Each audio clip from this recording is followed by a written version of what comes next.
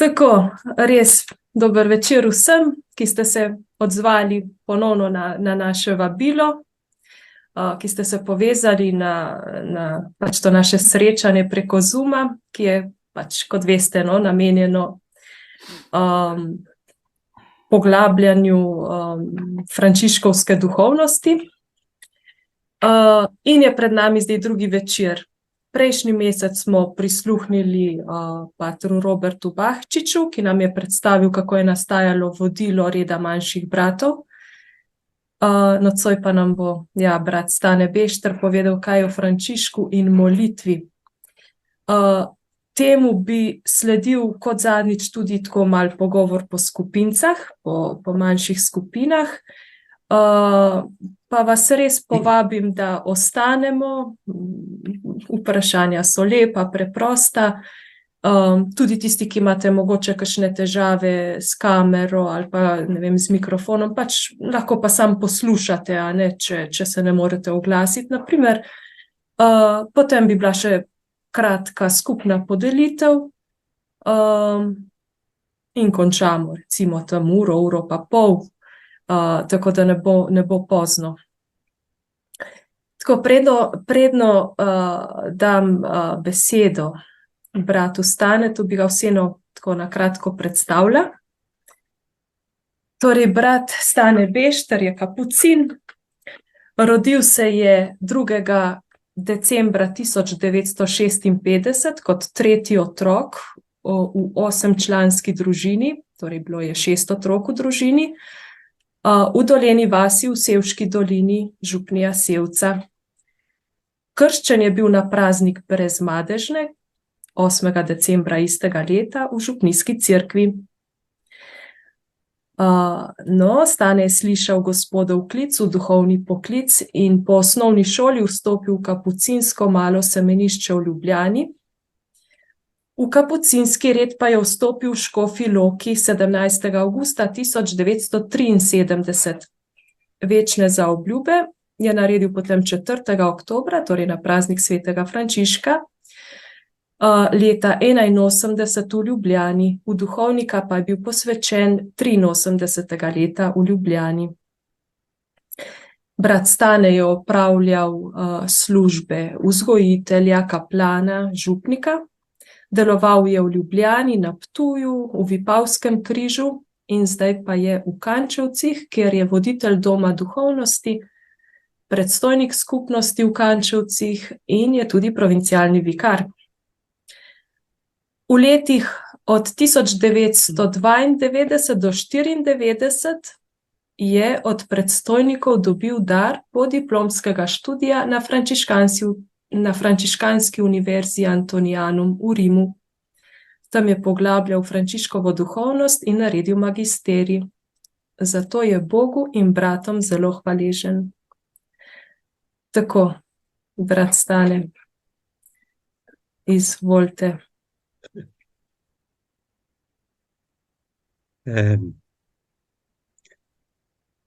Lepo pozdravljeni vsi sestre in bratje v Gospodu in v Frančišku, ne?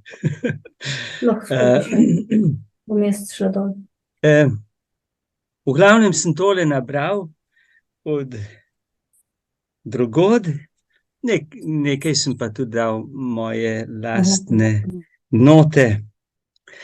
Torej, Frančišek in molitev, ta večer nas spodbuja, da poglabljamo molitev ob svetem Frančišku, pa je prav, da začnemo z molitvijo, a ne?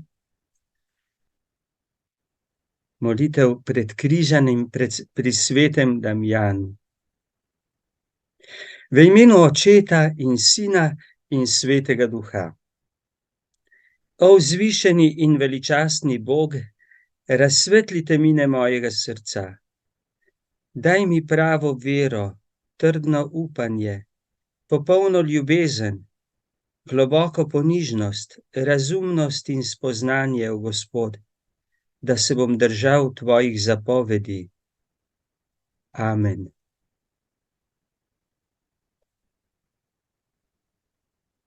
Tako, Vsi vemo, da je molitev eden najpomembnejših vidikov kristjanovega življenja, saj pomeni naš odnos z Bogom. Dejansko je molitev živeta vera. Ko smo v živem odnosu z Bogom, takrat molimo. Kristjani, bodimo zdravo ponosni na to, da nas Bog želi imeti za svoje sogovornike, ustvarjalne sogovornike. Naš odnos z Bogom je dialoški. Bog je ti, pisano z veliko začetnico, je oseba, so celo 3 osebe, Oče, Sin in Sveti Duh, v notranjem medsebojnem dialogu ljubezni. Prekipevajoča Božja ljubezen se obrača tudi na človeka.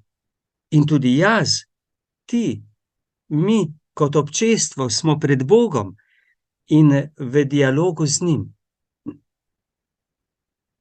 Živimo v Božjem okolju. Bog s svojim božjim območjem sega do nas, nas prešinja, prebiva v nas, v naših srcih. Le mi smo pogosto daleč od njega. Sveti Avguštin je v izpovedih pretresljivo izrazil to tragično oddaljenost od Boga. Bil si v meni in jaz sem bil zunaj in tam sem te iskal in ne lepa spaka sem se poganjal za nelepimi liki, ki si jih ustvaril. Z menoj si bil, jaz s teboj ne. Daleč od tebe so me držale stvari, ki bi sploh ne bivale ne, ko bi v tebi ne bile. Klical si in klical, da si mi gluhoto prebil. Bliskal si mi in žarel, da si mi slepoto pregnal. Sladko zavonjal si mi in vsrkal sem tvoj von in zdaj koprnim po tebi. Okusil sem te in zdaj sem te lačen in žejen. Dotaknil si se me, pa sem zagorel po tvojem miru. K sebi si nas ustvaril in nemirno je naše srce, dokler se ne spočije v tebi, Gospod. Se mi zdi, da se nas Avguštinovo pričevanje lahko zelo dotakne tudi danes. Sveti Avguštin spričuje, da je Bog v naša srca položil nepotešljivo hrepenenje po njem. Ko se človek tega zave, lahko doživi milost, da mu začne slediti. Za mene je v tem upanje za vsakega človeka, da se more nekoč obrniti k Bogu in mu iti naproti. Tudi pri Frančišku lahko prepoznamo podobno temeljno ozadje. Menim, da je živel svoje otroštvo in svojo mladost podobno kot mnogi mladi danes. V družini ni imel neke religiozne podpore, vsaj pri očetu ne, ki je bil kot vzpenjajoči se trgovec materialist. Užival je, če je mladi Frančišek veseljačil s sovrstniki. Toda Frančišek je v nekem trenutku vstopil v pogovor z Gospodom. Frančišek je imel mladostna hrepenenja, morda jih je najbolj izrazil v želji, da postane vitez. Doživel pa je več razočaranj. Očetovega poklica se ni oprijel, v spopadu Asižanov s Peružani je bil poražen, zaprt, zbolel je, na poti kot vitez je zopet doživel zrušenje idealov, ko je v spoletu v sanjah slišal skrivnosten glas: Kdo ti more izkazati večjo dobroto, gospodar ali služabnik? Frančišek je odgovoril: Gospodar. Zakaj torej puščaš gospodarja in greš za služabnikom? Puščaš vladarja in greš za podložnikom? Frančišek je samo še nemočno zajecljal: Gospodar, kaj želiš, da storim? Vrni se domov, mu reče, in stori, kar ti bo Gospod razodel. To je iz zapiskov neznanega Peružana. Kakor apostol Pavel, ki je pred Damaskom padel s svojega trona, se je zgodilo s Frančiškom. Gospod, kaj želiš, da storim? Ali ni to šele pravo pristno vprašanje človeka, ki se je srečal z Bogom? Ali to ne velja tudi danes za nas? Frančišek se pri svojih 25 letih po 2 zaporednih vojnah in bolezni začne umikati v samoto na pol porušene cerkvice svetega Damjana. V molitvi pred ikono križanega je moč prepoznati Frančiškovo iskanje življenjskega smisla in jasnega spoznanja poti, ki bi bila po Božji volji. Prav to izraža Frančiškova molitev: O vzvišeni in veličastni Bog, razsvetli temine mojega srca. V času procesa Frančiškovega spreobrnjenja izstopa značilnost, da gre za bivanski pogovor med Frančiškom in Bogom. Tudi v cerkvici svetega Damjana Frančiška Kristus nagovori s križa: Frančišek, ali ne vidiš, da se moja hiša podira? Pojdi in jo popravi. Tresoč se in čudeč se je odgovoril: Rad bom to storil, poroča legenda 3 tovarišev. Frančišek je začetek svojega novega življenja označil kot spreobrnjenje od grehov. Gospod je tako dal meni, bratu Frančišku, da sem začel delati pokoro. Razumel je, da je za srečanje z Bogom potrebna čistost srca, kar zapiše v enem od svojih opominov. Blagor čistim v srcu, zakaj ti bodo Boga gledali. Zares čisti v srcu so tisti, ki prezirajo posvetno in težijo po nebeškem, ter nikoli ne prenehajo s čistim srcem in čisto dušo moliti Gospoda, živega in pravega Boga, ter zreti nanj.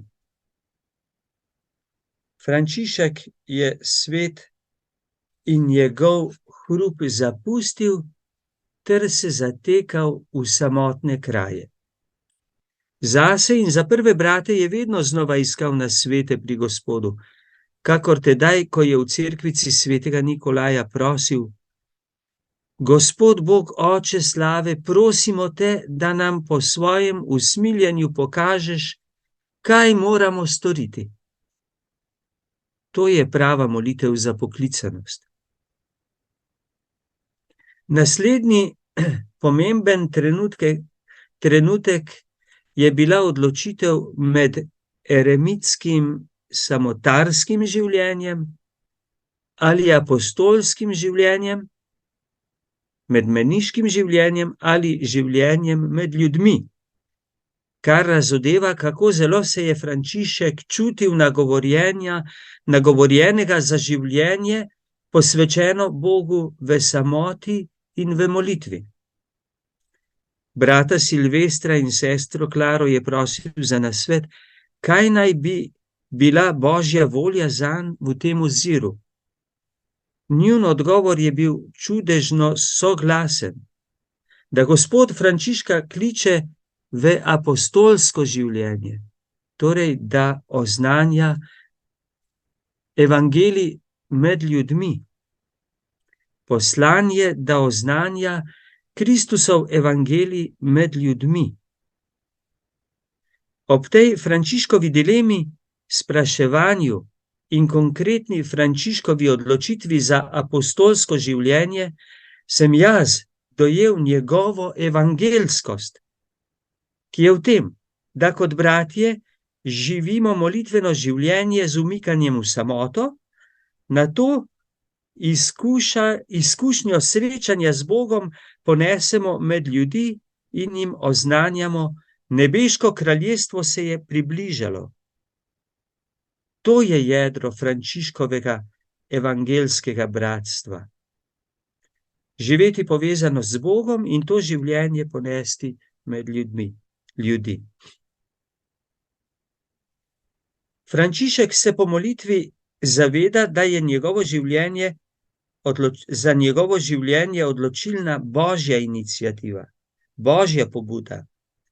Ko se je Frančišek s svojimi brati napotil k papežu Inocencu III., da bi le-ta potrdil njegov način življenja, jih je papež nagovoril: Moli, sin moj, da nam Kristus po tebi pokaže svojo voljo. In ko jo prepoznamo, bomo lahko prisluhnili tvojim pobožnim željam. Frančišek se je v odločilnih trenutkih svojega življenja vedno obračal na Gospoda za nasvet.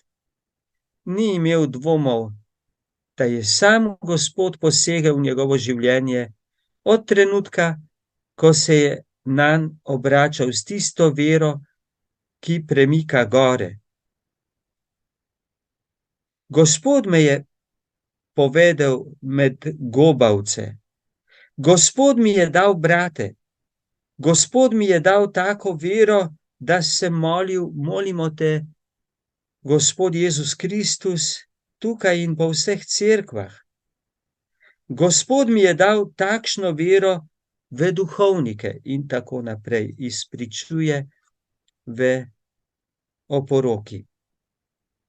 Njegova velikodušnost in pogum, da se je lotil vedno novih podvigov, njegov pogum v težkih preizkušnjah imata tukaj svoje korenine. Frančišek je molivec.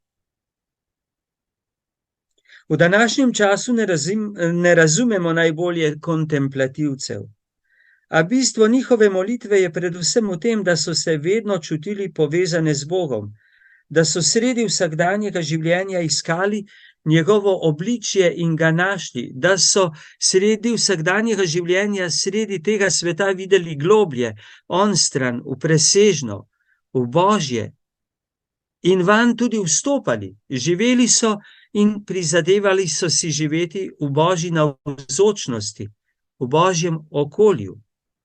Imamo revijo Božje okolje, ne? Tudi mi, ki živimo v sedanjem svetu, že živimo v božjem okolju. Božje območje sega v ta svet, ga prešinja. Toda, če želimo srečati Boga, moramo zavestno, svobodno, hote vstopiti v njegovo bližino. Mali princ trdi, bistvo je očem nevidno, kdor hoče videti, mora gledati s srcem. Trditev malega princa lahko parafraziramo. Bog je našim telesnim očem neviden. Kdor ga hoče videti z duhovnimi očmi, ga mora gledati z vero, upanjem in ljubeznijo. Zato troje prosi Frančišek v molitvi pred križanjem. Božje vstopa v naš svet. Na poseben način je cerkev določila njegovo lokacijo v svetiščih, tabernaklih, v kapelah. Ko vstopimo v cerkev, se pokrižamo, ker smo vstopili v duhovno cerkev s krstom. V cerkvah se trudimo ohranjati in varovati sakralno območje, a Božje sakralno tudi vstopa v naš svet. Naprimer, v naša družinska ognjišča, kjer molijo in se čutijo povezane z Bogom, se nanj vedno znova kot posamezniki in kot družina obračajo. Tako v družini nastaja božje ozračje. Družina ustvarja to božje okolje. Kako vstopa Božje v javnost, je pokazala javna molitev moških na Kongresnem trgu v Ljubljani, tako malo šokantno, ne?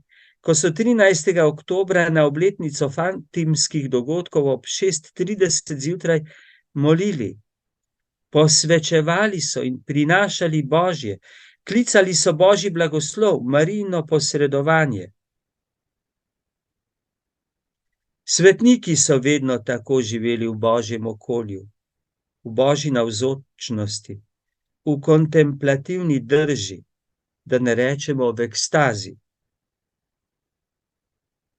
Prav tako, ali predvsem, pa tudi Frančišek. Frančiškova običajna molitev se razodeva v velikem bogatstvu, kot ogenj, kot luč, kot predanost, sočutje, veselje, ekstaza. Pri Frančišku sta bili molitev in kontemplacija vedno povezani. Tomaž Čelano, Frančiškov življenjepisec, posveti molitvi in kontemplaciji v drugem življenjepisu celo poglavje in predpostavlja dva vidika, na primer pobožno opravljanje molitvenega bogoslužja in kontemplativna zamaknjenja, ekstaze pri Frančišku.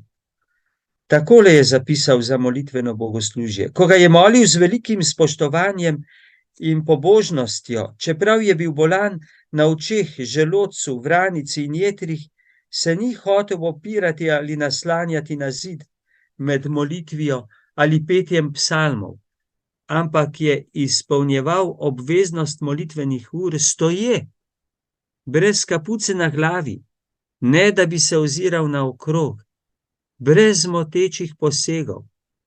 Ves je bil v Gospodu, pri Gospodu, z njim, skupaj z brati, ki so molili molitveno bogoslužje. Čelano pa opisuje tudi Frančiškovo kontemplativno molitev. Pogosto je ostajal prevzet od sladkosti kontemplacije, v ekstazi, izven sebe. Nikomur ni govoril o tem, kar je nadnaravnega izkušal. Frančišek se je v kontemplativni molitvi premikal v smeri ekstaze, ves se je približeval Bogu, kar lepo označuje molitev, ki mu jo pripisujemo: Moj Bog in moje vse. Zelo nazorna in zgovorna je Frančiškova molitev na gori Laverni, ki je potekala v kontemplaciji in ekstazi. Frančišku se je Kristus prikazal v podobi križanega serafa. Tudi o drugem prikazanju na gori Laverni pričujejo izročila. Torej, Frančišek se je srečal v živo z Gospodom. To je bila njegova kontemplacija, ekstaza.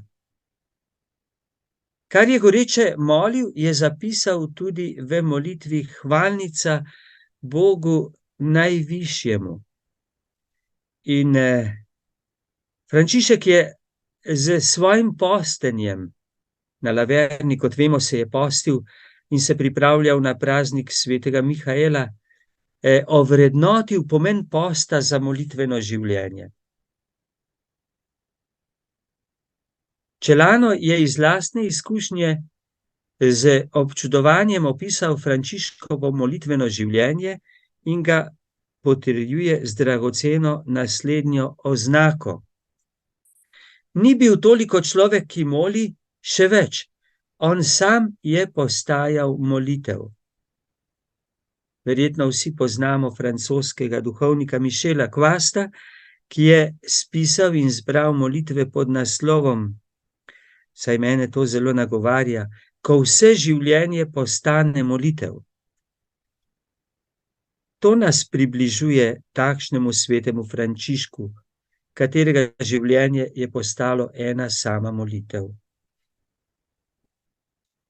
Frančiška je hrepenenje po stiku z Bogom v samoti in tišini zaznamovalo za celo življenje. Pomemben pokazatelj tega so številna samotišča, ki jih je Frančišek zaznamoval s svojo molitveno navzočnostjo in so se ohranila do danes. To so, jih poznamo vsi, Karčeri, Celice pri Cortoni, Laverna, Monte Casale, Monte Luco, Speco San Urbano, Dinarni, Poggio Bustone, Grečo, Fonte Colombo. Bratom je za umik v samoto in molitev napisal celo vodilo za bivanje v samoti. Trenutno imamo v Kančevcih duhovne vaje, osebno spremljane duhovne vaje v Frančiškovem duhu, pa spremljevalci poskrbijo za spremljance, podobno kot v tem vodilu matere za sinove. Za človeka, ki je postal molitev sama, to je Frančišek, ni bilo vprašanje časa, kraja, načina in jezika. V svoji molitvi je vse to presegal, je postalo postransko. V tem se tudi vidi Frančiškova velika odprtost božjim navdihom. Celano je zopet zapisal pričevanje, ko je Frančišek molil v gozdovih in na samotnih krajih je napolnjeval gozdove z vzdihi, umival je zemljo s solzami in se trkal na prsi. Na samotnih in odmaknjenih krajih se je pogosto glasno pogovarjal s svojim Gospodom, polagal račune sodniku, prosil očeta, se pogovarjal s prijateljem, se prisrčno veselil z ženinom. Pogosto, ne da bi gibal ustnice, dolgo je premišljeval v sebi zunanje moči, dolgo je premišljeval v sebi, zunanje moči umirjal v sebi in dvigal svojega duha v višine. Frančiškova kontemplativna molitev je presegala obrazce, navade, razne redne oblike. Bila je poseben način navdihnjena od Svetega Duha. Ko sem začel z začetki Frančiškovega življenja, sem želel povedati, da je potekala njegova duhovna izkušnja v dialogu z Bogom, to se pravi v molitvi. In kako je potem to molitveno držo celo življenje živel, kakor pričuje Celano. Frančišek je molilec, ki ga je navdihovalo Sveto pismo, Božja beseda. Frančišek je o sebi pogosto govoril, da je neuk in preprost človek, illiteratus et idiota. Vendar ni bil tako neuk, saj je bil pismen, ne? In si je tudi imel, ker je bila njegova družina bogata, dobil neko osnovno izobrazbo.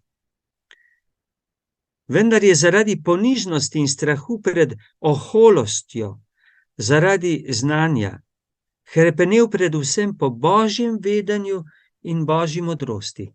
Njegova najljubša knjiga je bila Božja beseda, Sveto pismo, ampak Sveto pismo dosegljivo predvsem v bogoslužju.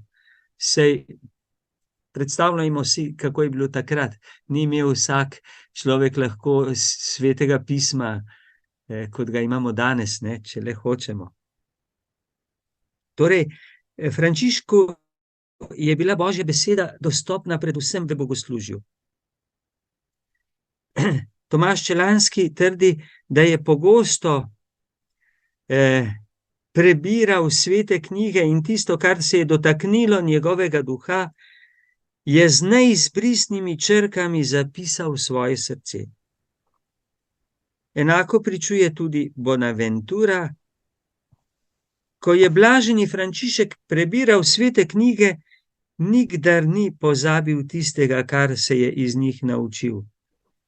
S tolikšno zavzetostjo razuma in srca je prebiral Božjo besedo in jo osvajal. Frančišek ni bil strokovnjak za Sveto pismo v današnjem pomenu besede, ampak ko pa danes vidimo, pa je bil nekakšen izkustveni strokovnjak. Frančiškovo poznavanje Božje besede temelji na karizmatičnem pojmovanju Božje besede.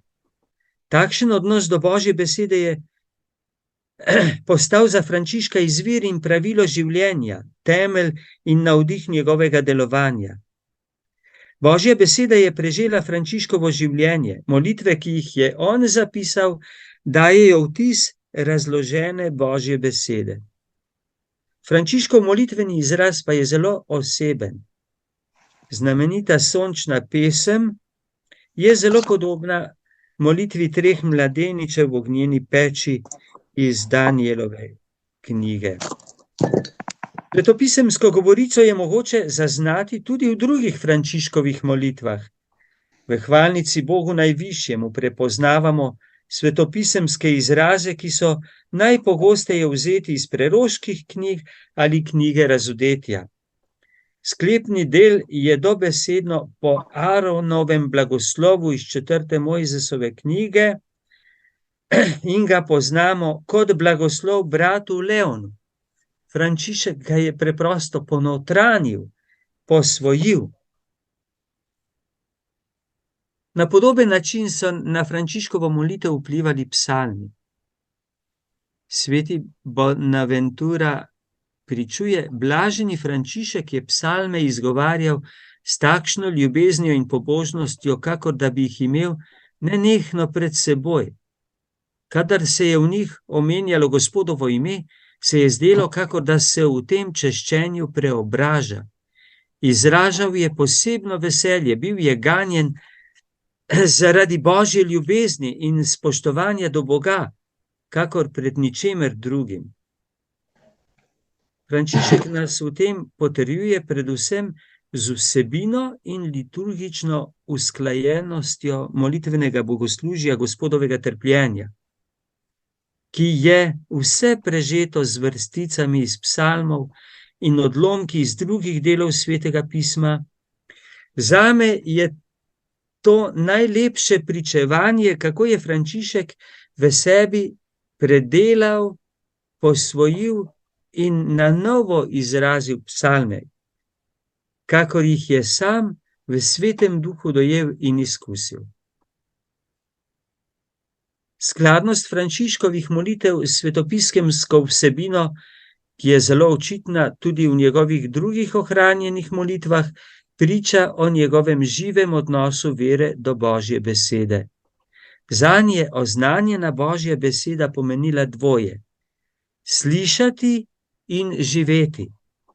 In to dvoje se ponovno zliva v eno: slaviti Boga. Frančišek je molivec, ki ga je navdihovalo bogoslužje cerkve. Frančišek je izjemen tudi na področju bogoslužne molitve. Njegov pogled na cerkev priča, da je bil zares katoliški in apostolski človek. Je popolnoma predan cerkvi, papežu. Prevzemalo ga je hotenje, da spravi med seboj vse ljudi, ki bi tako spravljeni skupno hvalili Boga. Veliko mu je bilo do tega, da bi glava in udje, hierarhija in Božje ljudstvo molili skupaj. In persona eklezije, v osebi, v imenu cerkve. S takšnim cerkvenostnim pogledom je Frančišek postal velik zagovornik uradne bogoslužne molitve cerkve. Želel je celo, da bi njegovi bratje, ki hodijo po svetu kot tujci in popotniki, dajali zgled povezanosti z molitvijo cerkve, to je z molitvijo hierarhije in vseh molilcev v cerkvi. Na nek način se danes odzivamo temu, ko tudi vas, mislim, tudi laike pritegujemo k molitvi hvalnic in večernic. Kar pravi Frančišek o bogoslužju v 3. poglavju potrjenega vodila, je odigralo pomembno vlogo v prizadevanju, da se v cerkvi poenoti vsaj bistveni del svetega bogoslužja, takrat namreč. Frančišek je zapisal: kleriki naj opravljajo molitveno bogoslužje po obredu svete rimske cerkve, razen psalterija, ko bodo lahko imeli brevirje. Laiki pa naj molijo Oče naše. To pa meni velikokrat prav pride, ko sem v avtomobilu, pa sem zmatran. Lahko tako zmolim molitveno bogoslužje. Podobno v nepotrjenem vodilu Frančišek zapiše: kleriki naj opravljajo oficij, to je molitveno bogoslužje, za žive in rajne po običaju rimske cerkve. Po običaju klerikov. Takšen Frančiškov odnos do bogoslužne molitve je pomembna novost takrat. Frančišek, ki je bil na svoj način v mnogočem oporečnik, toda sveti oporečnik, tu še enkrat jasno izraža globoko željo, da ostane tesno povezan s papežem in rimsko cerkvijo. Veliko mu je do tega, da to povezanost živijo in pospešujejo tudi bratje, ki mu jih je dal Gospod. In k temu so ga nagibala dejstva, da so redovne skupnosti in škofijski kapitli takrat svojevoljno negovali posebnosti v javnem bogoslužju ter razcepljenost v krogih takratnih duhovnih gibanj. Papež Inocenc III., ki je izvršil reformo molitvenega bogoslužja, je našel v Frančiškovih bratih prve širitelje te pomembne molitve. Frančiškov red je v katoliški cerkvi prvi, ki je sprejel molitveno bogoslužje rimske kurije. Zelo pomembno je tudi Frančiškovo stališče glede obhajanja svete maše. V tistem času je zelo naraščalo število posebnih maš zaradi povečanega števila duhovnikov. Frančišek tudi glede tega ravna v skladu s prvotnim liturgičnim duhom. V pismu generalnemu kapitlu in vsem bratom takole piše: zato opominjam in spodbujam v Gospodu, da se v krajih, kjer prebivajo bratje, daruje samo ena maša na dan po obredu svete cerkve. Če bi pa bilo v kraju več duhovnikov, naj se ostali zaradi zavzetosti za ljubezen zadovoljujo s tem, da so pri maši drugega duhovnika. Pred kratkim sta dva naša brata, Dominik in Jožef, položila večne zaobljube, pa je ceremonjer vsem nam bratom napisal, naj duhovniki bodimo med obredom in sveto mašo lepo v cerkvi med ljudmi. In res so samo nekateri so maševali. Pri Frančišku gre za čutenje in pravo vrednotenje evharističnega slavja, ki je občestvo vseh sodelujočih, kar je bila praksa prve cerkve. Danes pa je drugi vatikanski cerkveni zbor v tem oziru uvedel somaševanje, da vsak pri maši sodeluje na njemu lasten način. Frančišek je molivec, ki ga je navdihovalo stvarstvo. Pričevanje Tomaža Čelanskega najbolje označi Frančiškov molitveni odnos do stvarstva. Kdo bi lahko bolj izrazil sladkost, ki jo je Frančišek čutil, ko je v stvareh opazoval stvarnikovo modrost, moč in dobroto, je zapisal. Frančišek strmi nad stvarstvom. Samo človek, ki se zna čuditi, človek, ki je v sebi ohranil prvinski odnos do vsakodnevnih pojavov, je mogel moliti stvarstvom. A pogoj za to je Frančišek dosegel s preobrnjenjem. V notranji odpovedi vse splošnemu prilaščanju in popredmetenju. Ker se je Frančišek globoko v sebi odpovedal pravici, v narekovaju, da bi si karkoli prilastil in sebično uporabljal, zato je tudi izbral radikalno uboštvo, so mu ustvarjene stvari mogle zasijati v prvotni dobrosti in lepoti, ki jim jih je dal njihov stvarnik. Tako morajo Frančišku vsa bitja, tudi neživa narava, saj je Bog njen stvarnik, postati bratje in sestre, ki jih vabi k slavljenju Boga, njihovega stvarnika, kar izrazi v svoji hvalnici stvarstva ali sončni pesmi. Frančišek, povezan z vsem stvarstvom, v vesoljnem vzdihovanju odkriva in soustvarja molitev stvarstva. Pridružuje se vsemu stvarstvu, ki je podobno, kakor se izrazi sveti Pavel, vzdihuje za odrešenje. V takšnem ravnanju prepoznavamo simbolično govorico, ki vodi k začetkom vsega ustvarjenega, k Bogu stvarniku. Vse ustvarjeno postane za Frančiška kraj pogovora s stvarstvom.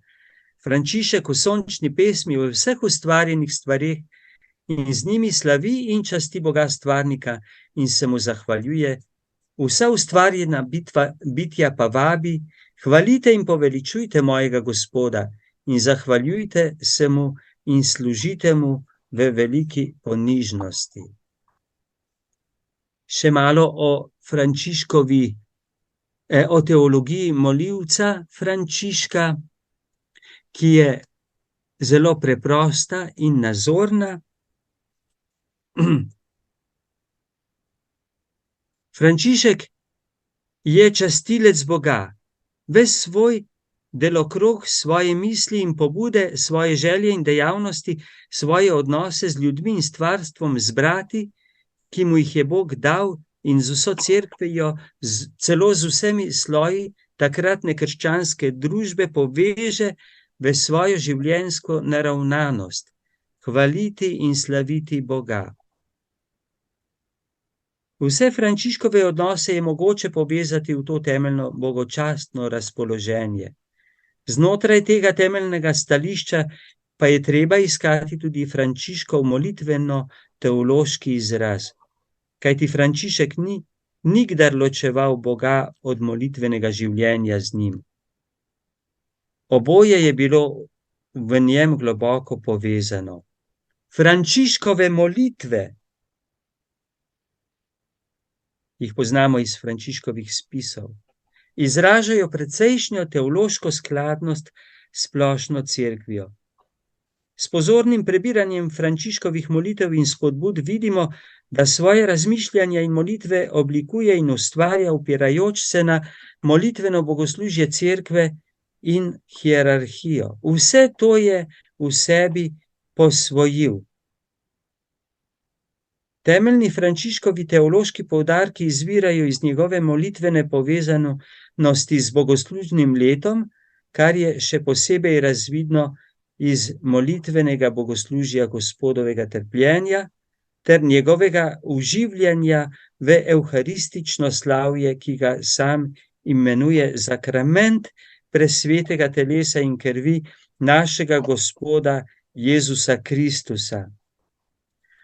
V bogoslužnem letu Frančišek najde Kristusa, ki je rojen v Betlehemu. Kristusa, ki oznanja Božjo besedo. Križanega Kristusa na Kalvariji in navzočega v Evharistiji.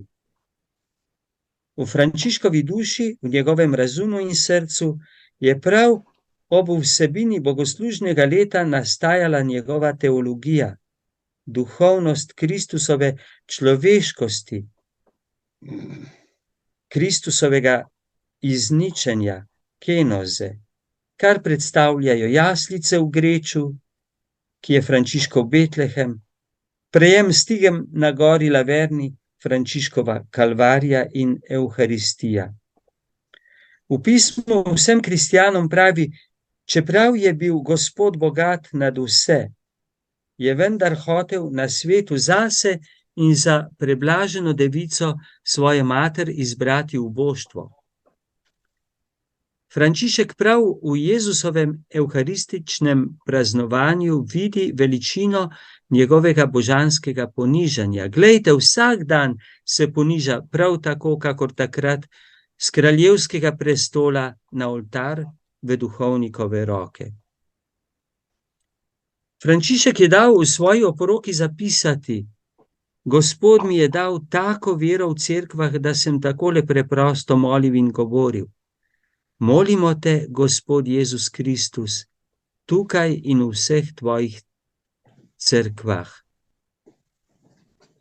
V molitvi pozdrav blaženi devici Mariji prepoznava in izpoveduje njeno mesto in vlogo v učlovečenju in odrešenskem poslanstvu učlovečenega Božjega Sina. Kdo je Marija? Je Gospodova palača, je njegov tabernakel, je njegovo domovanje, je njegovo oblačilo, je njegova dekla, je njegova mati. Frančiškova duhovnost je tudi zelo marijanska. Prav to teološko ozadje je v Frančiškovem duhu ustvarilo jasen teološki odnos do Jezusovega božanstva.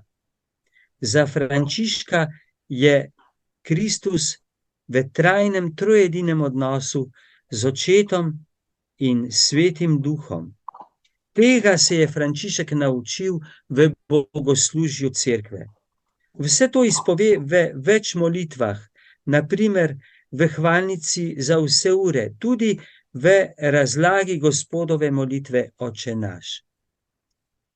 V tem splošnem molitveno-teološkem okviru je Frančišek v bogoslužju cerkve črpal navdih za posebne molitvene poudarke, ki jih je izrazil v svojih spisih, predvsem v molitvah.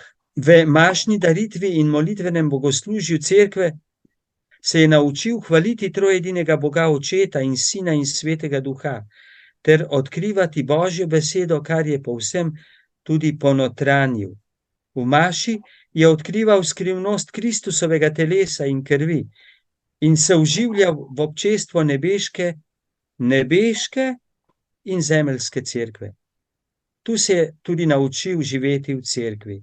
V skromnih in preprostih spisih je dovolj podlage za utemeljeno odkrivanje teh molitvenih poudarkov.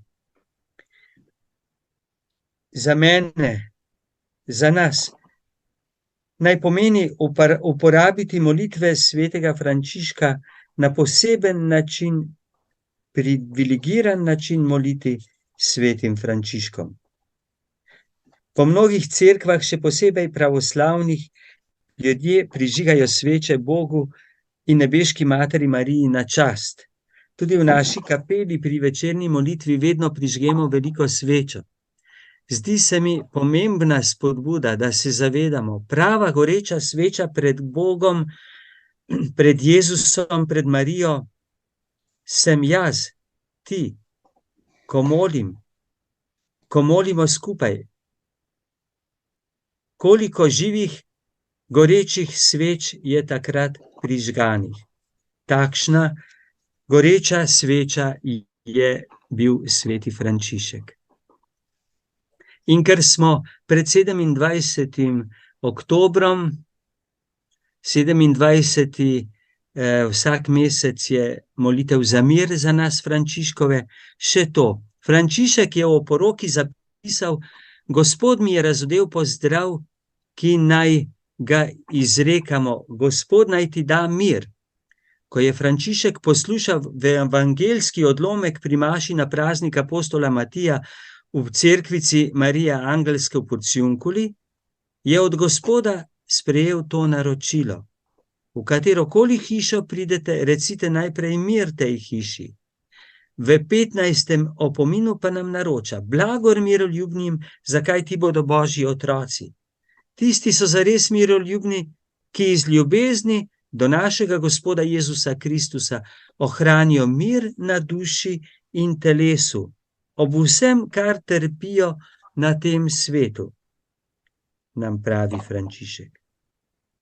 Frančišek je prišel do Boga po milosti Božji s preobrnjenjem, po Gospodovem klicu, ki je vseživljenjski proces. Zato je imenoval prvo bratstvo asiški spokorniki.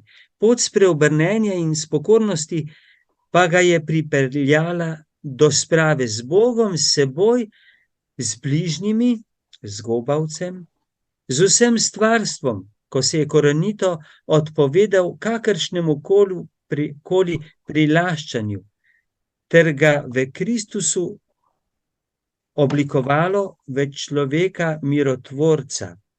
Ko vstopamo v karčeri, je zapisano: ubi Deus ibi caritas.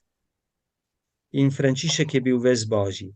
Ena temeljnih drž svetega Frančiška je bilo prizadevanje za mir z Bogom, človekom in vsem stvarstvom. Njegove ohranjene molitve prozorno odsevajo molivca, ki mu je Bog mir. Od tod se poraja njegova skoraj legendarna podoba oznanjevalca miru, ki se brez strahu napoti k sultanu v sveto deželo, spreobrne krvoločnega gubijskega volka in še prej same gubijske meščane. Ko bratje pred asiškim županom in škofom zapojejo posebej za to priložnost zloženo kitico sončne pesmi, si nasprotnika podata roke in si podarita objem odpuščanja. Frančišek prepriča svoje brate v Monte Casale, da sprejmejo razbojnike kot brate. Frančiškovo prizadevanje za mir lepo izraža molitev v njegovem duhu: Gospod, naredi iz mene orodje svojega miru. Naš sedanji papež Frančišek je za 27. oktober letos napovedal dan molitve in posta za spravo in mir, še posebej v sveti deželi in Ukrajini, ter v vseh vojnih žariščih po svetu. Molitev bo tudi na trgu svetega Petra v Rimu. Takole kliče: naj omenim, da sem za petek 27. oktobra napovedal dan miru, dan posta, molitve in pokore, ter da bomo tisti večer ob 18. uri v baziliki svetega Petra imeli uro molitve, s katero bomo prosili za mir na svetu. Pridružimo se. To je molitev za mir v vrsti že številnih, ki so jih v duhu Asizija sklicali papeži od prve 26. in 27. oktobra 1986 in ki jo je za predstavnike vseh svetovnih ver sklical sveti papež Janez Pavel II. V Asiziju. Frančiškovi bratje in sestre gojimo to molitev za mir v duhu Asizija vsak 27. dan v mesecu že dolga leta.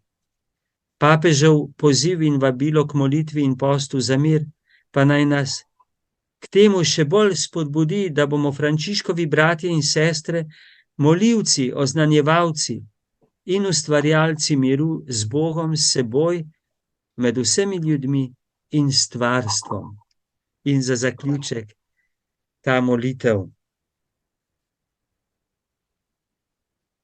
Gospod, naredi iz mene orodje svojega miru. Da bom tja, kjer je sovraštvo, prinašal ljubezen, kjer vlada krivica duha odpuščanja, kjer vlada nesloga slogo, kjer vladajo zmote resnico, kjer je dvom zaupanje, kjer je obup upanje, kjer je tema svetlobo, kjer je žalost veselje. Gospod, naj si manj prizadevam, da bi bil potolažen, kot da tolažim, da bi me razumeli, kot da razumem, da bi me ljubili, kot da ljubim. Amen.